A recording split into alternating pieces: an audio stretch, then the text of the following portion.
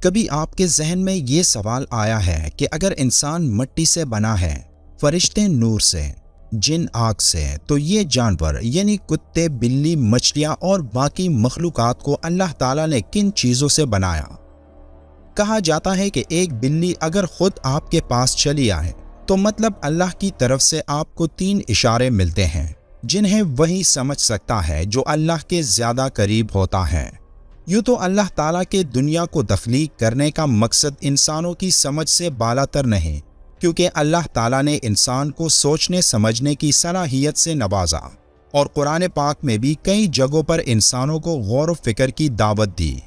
اللہ تعالیٰ نے یہ دنیا اپنے پیارے محبوب حضرت محمد صلی اللہ علیہ وآلہ وسلم کے عشق میں تخلیق کی اور پھر اس دنیا میں کئی طرح کی مخلوق کو پیدا کیا۔ ان مخلوقات میں جانور، پرندے، درندے، غرض ہر قسم کے چرند پرند شامل ہیں، جن میں ایک جانور بلی بھی ہے۔ بلیوں کی چند حرکات ایسی ہوتی ہیں جو انسانوں کو سمجھ نہیں آتی، لیکن انسانوں کو حیران ضرور کر دیتی ہیں۔ یہ ایک بلی ہی تھی جس کے قتل ہونے پر قدیم روم اور قدیم مصر میں جنگ ہوئی تھی۔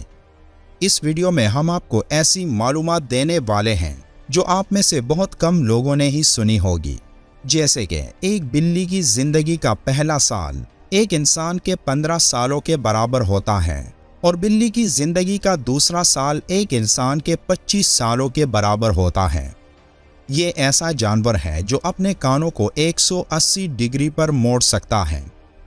ایک بلی اپنے دن کے 70% حصے میں سوتی ہے اور 15% حصے میں یہ خود کو چاٹنے اور سنبھالنے میں لگاتی ہے۔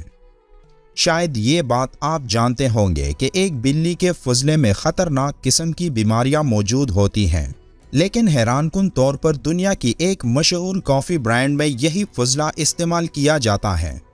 قدیم مصر میں اگر کسی کے گھر کوئی بلی مر جاتی تو اس گھر کے افراد اپنی ایک آبرو منڈوا دیتے۔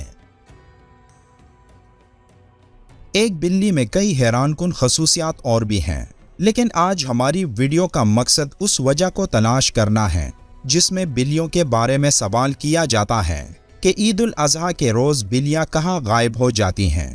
عید الاضحیٰ کے روز بلی مختلف رائے دیتے ہیں۔ ہم انہی باتوں سے یہ معلوم کریں گے کہ عید الاضحیٰ کے روز بلیاں اچانک کہاں غائب ہو جاتی ہیں۔ اس حوالے سے کئی سوالات اور کئی جوابات سامنے آئے ہیں کہ بلیاں اس روز کہاں جاتی ہیں، اور ان میں سے اس حوالے سے جڑے کئی سارے افسانے بھی ہیں۔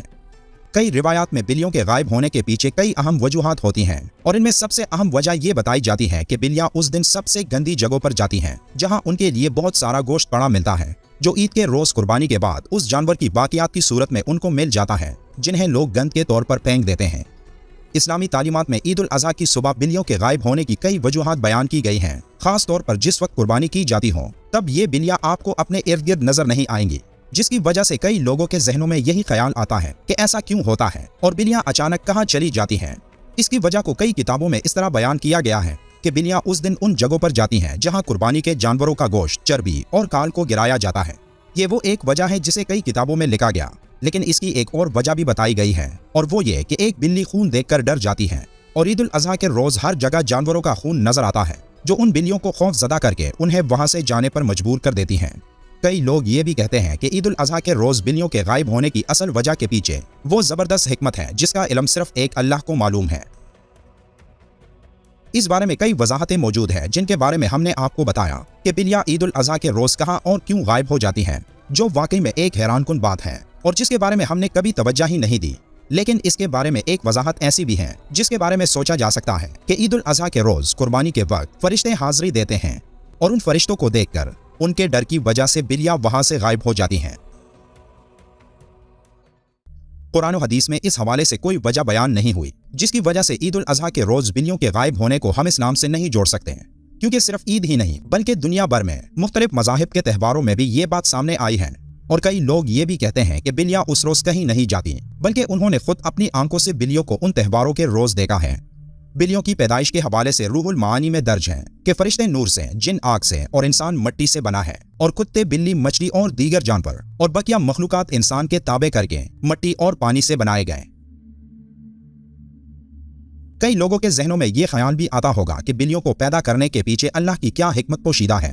تو اس کے بارے میں ایک روایت یوں بیان ہوتی ہے کہ بلی کو پیدا کرنے کی اللہ کی حکمت کچھ یوں ہے کہ جب حضرت نوح علیہ السلام کی قوم پر پانی کی صورت میں سیلاب کا عذاب آیا اور اللہ تعالیٰ نے حضرت نوح علیہ السلام کو کشتی بنا کر اس میں سوار ہونے اور ہر جاندار اور پرندے کا ایک ایک جوڑا کشتی میں محفوظ کرنے کو کہا، تو حضرت نوح علیہ السلام نے اللہ کے حکم کی تعمیل کی۔ کشتی پانی میں تھی اور اس دوران کشتی میں چوہے پیدا ہو گئے۔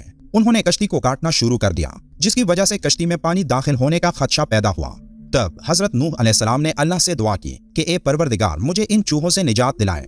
تب اللہ نے حضرت جبرائیل علیہ السلام کو پیغام دے کر بھیجا کہ اے نوح علیہ السلام کشتی میں موجود شیر کی پیٹھ پر ہاتھ پھیرو۔ جب حضرت نوح علیہ السلام نے شیر کی پیٹھ پر ہاتھ پھیرا تو شیر کی ناک سے زوردار چینک آئی اور اس کے دونوں نتنوں سے بلیوں کا ایک جوڑا نر اور مادہ کشتی میں گر پڑے، جنہوں نے کشتی میں موجود سارے چوہوں کا صفایا کر دیا۔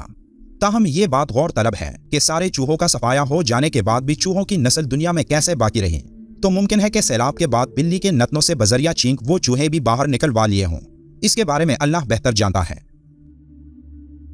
بلیاں عید الاضحیٰ کے روز کہاں چلی جاتی ہیں؟